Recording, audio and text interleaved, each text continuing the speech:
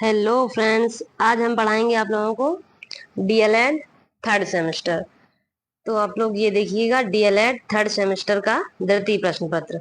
इसमें द्वितीय प्रश्न पत्र कौन सा है आप लोगों का? समावेशी शिक्षा एवं विशिष्ट आवश्यकता वाली बच्चों की शिक्षा, निर्देशन एवं परामर्श। इसमें पढ़ाएंगे हम आप लोगों को बहुविकल्पीय प्रश्न।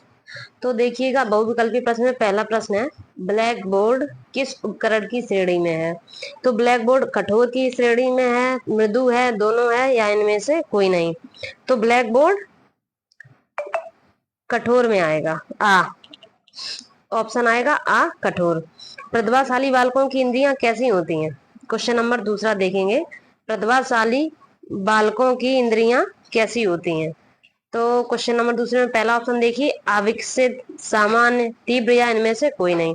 अब प्रतिभाशाली बालकों की इंद्रियां कैसी होंगी? जब वो प्रतिभाशाली है तो उसकी इंद्रियां कैसी होंगी? चीजों को तुरंत समझ लेता है, रचनात्मक भी होता है प्रतिभाशाली, तुरंत चीजों को समझ लेता है क्या है कैसे है, तो उसकी इंद्रियां कैसी होंगी? तीव्र। प्रतिभाशाली बालकों की इंद्रियां कैसी होती हैं? तीव्र। अब पढ़ेंगे हम लोग क्वेश्चन नंबर तीसरा। अब पढ़ेंगे हम लोग क्वेश्चन नंबर तीसरा, ये रहा। परामर्श के प्रमुख उद्देश्य।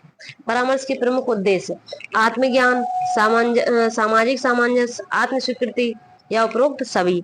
परामर्श के प्रमुख प्रमुख उद्देश्य ये सभी होंगे। आत्मज्ञान भी होगा, परामर्श में सामाजिक सामंजस्य भी होगा, आत्म स्वीकृति भी होगी। तो परामर्श के प्रमुख उद्देश्य कौन से हैं? उपरोक्त सभी। दृष्टिबाधितों की शिक्षा का प्रावधान है विशिष्ट शिक्षा में, समन्वित शिक्षा में। क्वेश्चन नंबर चौथा देखिए, क्वेश्चन नंबर चौथा, दृष्टि बाधितों की शिक्षा का प्रावधान है विशिष्ट शिक्षा में, समन्वित शिक्षा में, मुख्य धारा में, या उपरोक्त सभी में। तो दृष्टि बाधितों की शिक्षा का प्रावधान कहाँ पे है?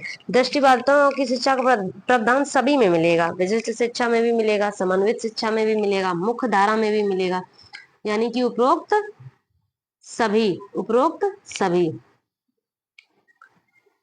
अब देखिएगा question number 5। Question number 5, Braille लिपि के आयताकार सेल में कितने उभरे हुए बिंदु होते हैं? तो ब्रेल लिपि के आयताकार सेल में देखिएगा 6 उभरे हुए बिंदु होते हैं। और ब्रेल लिपि किसने दिया है?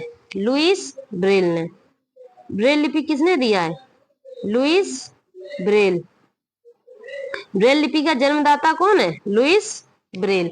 देखिएगा, मुझे अभी लिखना नहीं आता है, मैंने नया नया स्टार्ट किया है तो सीख रही हूँ, लेकिन अगर आप लोगों की दुआ रही तो जरूर सीख जाओगे। ब्रेल लिपि के आयताकार सेल में कितने उभरे हुए बिंदु होते हैं? 6। ब्रेल लिपि की आयताकार सेल में कितने उभरे बिंदु होते हैं? 6। अब देखिए क्वेश्चन नंबर 6, श्रवण बाधितों के वर्गीकरण का आधार होता है। क्वेश्चन नंबर 6, श्रवण बाधितों के वर्गीकरण का आधार होता है डेसिबल अंक, शैक्षिक उपलब्धि, बुद्धि लब्धि, उपरोक्त सभी। तो देखिएगा, जो श्रवण बाधित होते हैं उनका वर्गीकरण किसके द्वारा होता है? डेसिबल अंक के द्वारा, डेसिबल अंक के द्वारा। अब देखिएगा क्वेश्चन नंबर 7, अल्फ्रेड बिने ने पहला बुद्धि परीक्षण कब किया था? किस सन में? तो अल्फ्रेड बिने ने पहला बुद्धि परीक्षण 1905 में किया था। अल्फ्रेड बिने ने पहला बुद्धि परीक्षण 1905 में किया था।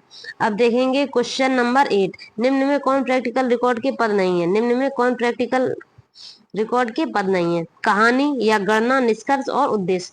कहानी का क्या प्रैक्टिकल? कहानी नहीं होगा इसमें, ऑप्शन होगा कहानी। क्वेश्चन नंबर 9, प्रथम मनोवैज्ञानिक प्रयोगशाला की स्थापना की थी?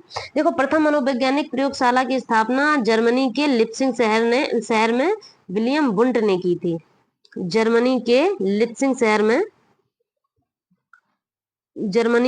शहर में विलियम वुंट ने की थी। कौन से सन में?